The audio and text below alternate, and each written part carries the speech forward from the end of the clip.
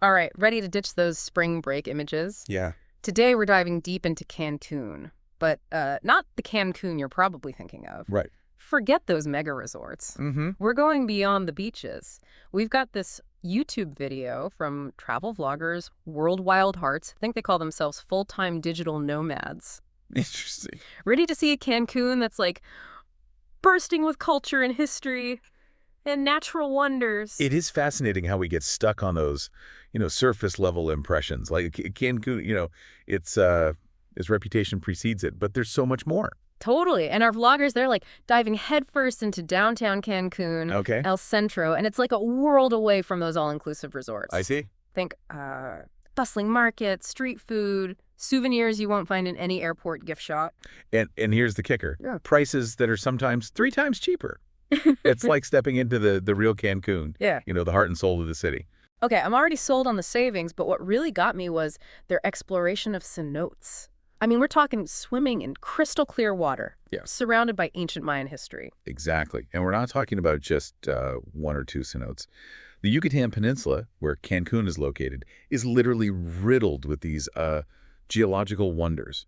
Picture this, like thousands of years ago, this whole area was submerged beneath the ocean, and over time, the limestone bedrock eroded, Yeah. creating these vast underground cave systems. Almost thousands of cenotes. So what we see today is like windows into this hidden underwater world. Precisely. Some are open, like giant pools under the sky. Others are semi-open with lush jungle foliage draping down. And then there are the cave cenotes.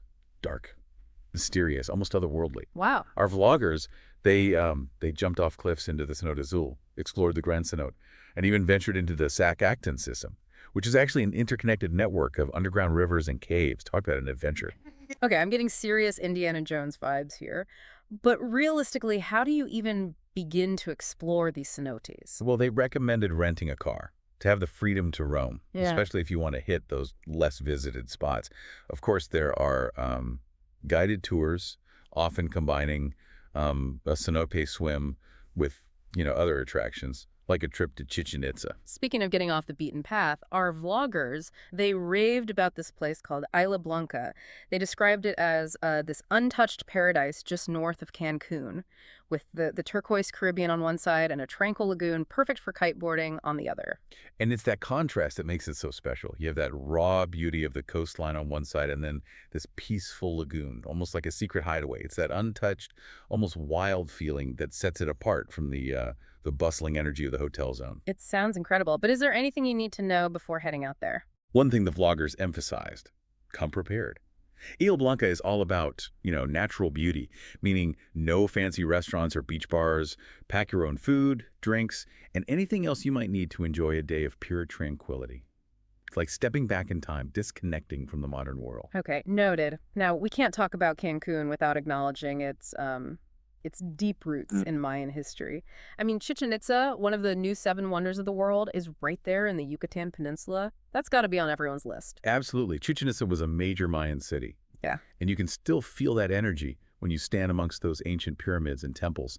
Like stepping back in time, imagining a civilization that thrived centuries ago. The El Castillo Pyramid is the iconic structure there. And it's not just a pile of rocks. It's an astronomical calendar aligning with the solstices and equinoxes. Wow. Talk about blending science and spirituality. But let's be real, it's a bit of a trek from Cancun, right? It is about a 3-hour drive, but totally worth it. Many tours combine a visit to Chichen Itza with a cenote swim, which is a smart way to experience both the cultural and natural wonders of the Yucatan. Okay, so we've covered beaches, cenotes, ancient ruins. Is there anything else Cancun has up its sleeve that might surprise us? How about an underwater museum? Wait, what? An underwater museum? You're kidding, right? Nope, completely serious. The MUSA Underwater Museum of Art is like something out of a dream. Imagine like over 500 life-size sculptures submerged beneath the waves, creating an artificial reef that's actually promoting marine life. So you're snorkeling or diving through this underwater gallery surrounded by art and fish. That's amazing. It's like art meets conservation in the most incredible way. Exactly. And it's not just, pretty sculptures. These pieces are designed to actually foster coral growth and attract marine life. So you Yeah. might be swimming past a school of fish and then turn a corner and find yourself like face to face with a life-size sculpture of a Volkswagen Beetle. It's a completely surreal experience. Yeah. Okay, that's officially going on my Cancun bucket list. Yeah. And it's just a short hop from Cancun, right? Just 30 minutes away, near the Manchones Reef, you can see all sorts of colorful fish, sea turtles, and even, rays gliding through this underwater wonderland. It's a must-do for Oh, anyone visiting Cancun, even if you're not a certified diver.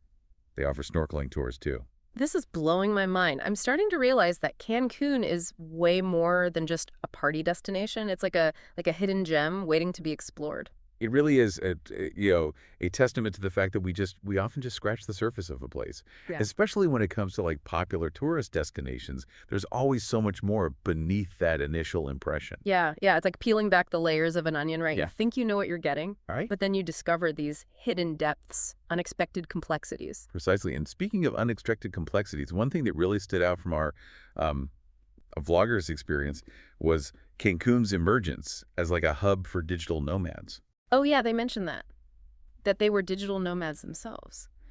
I've heard more and more people embracing this lifestyle, working remotely, traveling the world. But what makes Cancun such a good spot for digital nomads? Well, think about it.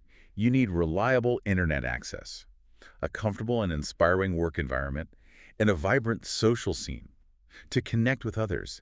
Cancun checks all those boxes. Plus, you have that added bonus of stunning natural beauty right at your doorstep. Yeah, it's like the ultimate blend of work and playwright.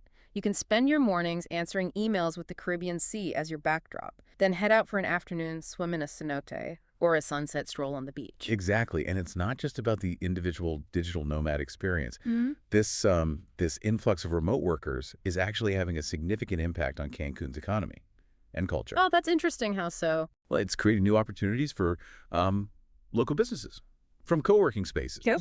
and cafes catering to remote workers, to tour operators offering unique experiences tailored to this adventurous crowd. Mm. It's also bringing a fresh perspective and a global energy to the city, fostering um, cross-cultural exchange Mm. and creativity. So it's like Cancun is evolving beyond its traditional tourism model, embracing this new wave of travelers Yeah. who are seeking a more immersive experience, more connected experience. Absolutely. It's a fascinating example of how travel trends are shaping destinations in unexpected ways. Yeah, for sure.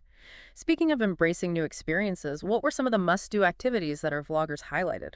Well, for a breathtaking overview of the hotel zone, they recommended a trip up the Cancun Scenic Tower. It's the tallest attraction in the Riviera Maya, standing at 260 feet, Ah, and offers panoramic views of the entire coastline. okay. Wow, I can imagine the view from up there is incredible. Did they mention anything about the experience itself? Yes, the viewing deck actually rotates, Yeah. giving you a full 360-degree view while you listen to an audio commentary, providing some historical context about the development of Cancun. It's a great way to get your bearings and appreciate the scale of the city. It's like getting a bird's eye perspective on the whole area, seeing how the resorts and beaches intertwine with the natural landscape. Exactly, and it probably provides a different perspective on those mega resorts we were talking about earlier. Oh, for sure, for sure. Now, for something a little more exhilarating, our vloggers mentioned bungee jumping at Playa Tortugas. I'm getting an adrenaline rush just thinking about it. Playa Tortugas is actually their favorite beach in the hotel zone, and it sounds like it has a lot to offer. They said it has a more local vibe compared to some of the other beaches in the zone, with public access and calmer waters, making it perfect for families with kids. So you can relax on the beach, soak up the sun, and then if you're feeling adventurous, take the plunge with a bungee jump. Talk about a contrast of experiences. It's like this perfect blend of tranquility and adrenaline, all in one place. Wow.